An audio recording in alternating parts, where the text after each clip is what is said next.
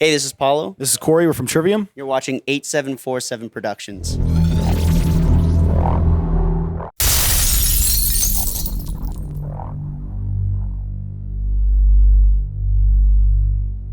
I think with each album, that's definitely the goal, to try to, totally define what the Trivium sound is. And I think we were getting closer and closer on In Waves. I just think we were able to take that next step, and I think by doing In Waves for touring and actually really talking this album through before we started writing, and as we were writing, we were able to really keep a clear vision of what we wanted to achieve on this record.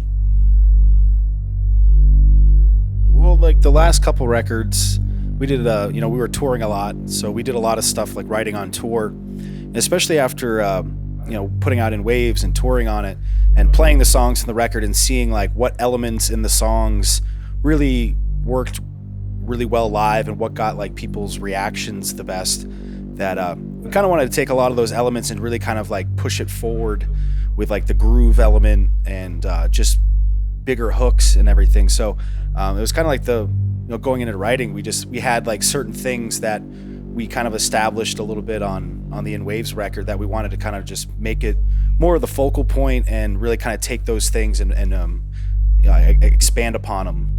And we did a lot of writing on tour, and then going in to make the record with David Draymond, we did like a pretty intense pre-production session where we just really, without even like playing the songs, we just listened to them and just like kind of would just focus on just what the songs needed to be better and what things we needed to focus on, that we really just kind of wanted to make everything just really cohesive as a whole on the record, and also just really make sure the songs were just like, everything was what needed to be, and just really making them like, lean and mean, and just really had like the most impact. Well, in this last record, like you said, we were writing on tour, so generally a song would start with someone writing a bunch of riffs or like the skeleton of a full song, and then we would collaborate by just listening to them in the dressing rooms and talk through them, talk about what needed to maybe happen, give each other suggestions, and that was really the only way we could collaborate on tour, because obviously we couldn't just take a month off from tour and just sit in a garage and write the material. So we were kind of having to do it as we went. And so it started individually, but there was always a collaboration, and especially when we got into the pre-production with David, that's where we were able to really flesh out the rest of the songs and the vocals and the lyrics. And we did that all just pretty much for about 2 weeks, 10 a.m. to 10 p.m. every day, just working on songs. Didn't really take a whole lot. We, going to David, he didn't have we had to get like a bunch of gear. Luckily, we always, kind of our go-to amps are always PV, like 5150s.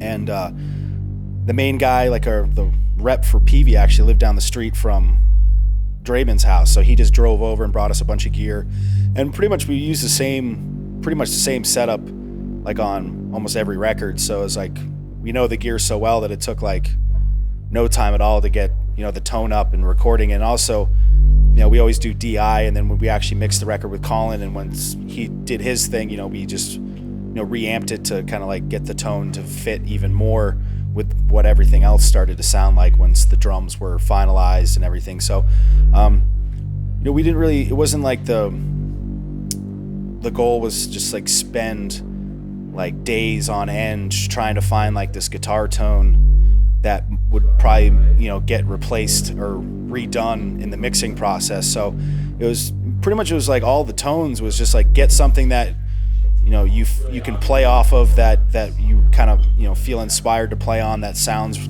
good. And it didn't take us that long. Matt would just play the guitar and I would just like dial in the amp, and then we had it in like 20 minutes, and it's just like just get it to where tracking it makes sense for tracking, and then you can always fine tune it in the mixing process. So that's what we kind of did. We just wanted to keep everything moving and kind of focus more on the actual performance and the energy of the playing than really kind of like, I guess, spending so much time trying to like nitpick a guitar tone or bass tone or anything like that. In the studio and live, I mean, we have different goals. I mean, for us now, with using Kempers, and before that using the Axe effects, just being able to use something so portable, and also having the ability to not have to use cabs anymore, to be able to bring it with us anywhere in the world, not have to rent any gear, has given us just so much of an advantage with the live sound, and it's always consistent.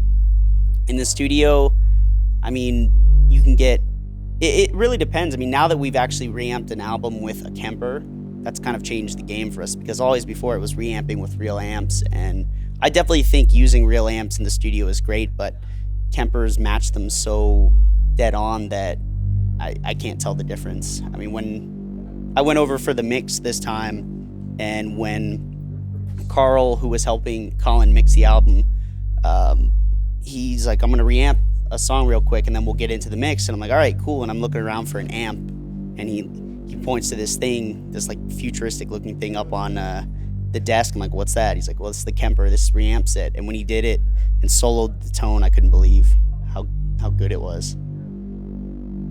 Yeah, they're really, I mean, they're just, the possibilities are endless. You can have as many amps as you really could ever need live.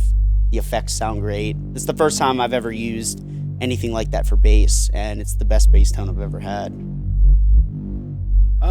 I just use one guitar on the whole album, but you know, whenever we're in the studio, like for last couple, or from the majority of all our records, Matt has like his original Les Paul Black Beauty that he doesn't bring on tour, but it's just great sounding guitar in the studio.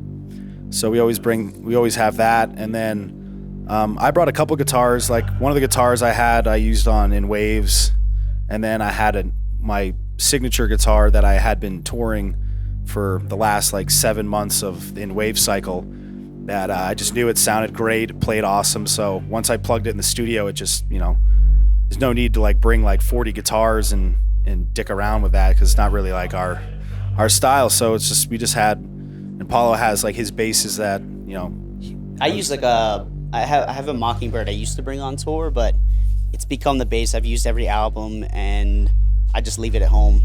Live, I use a Warlock. I kind of feel like the bass I use live is better suited for live. I like the tone better. It just has a lot more low end, but in the studio, the Mockingbird just sounds the best. I think it's different when albums have time, and when you look back at a band's career. Like if you're just jumping into a band like Judas Priest or Iron Maiden, you weren't there to kind of experience like, oh, this album's a little different than that last album they made. You're just like, you have the whole catalog to choose from, and when you're listening to, yeah, it's like a lot of bands, like judge. If you're getting into the band, like say like when I was a kid, like getting into metal like in the late 90s, like I wasn't around like when Rain and Blood or South of Heaven came out, so you don't know what fans' vibe was when those records came out. Now everyone's just like, dude, South of Heaven, yeah. But like when you read like reviews and stuff that happened back then, like people were like, you know, kind of like not super stoked like after Rain and Blood, because it was different.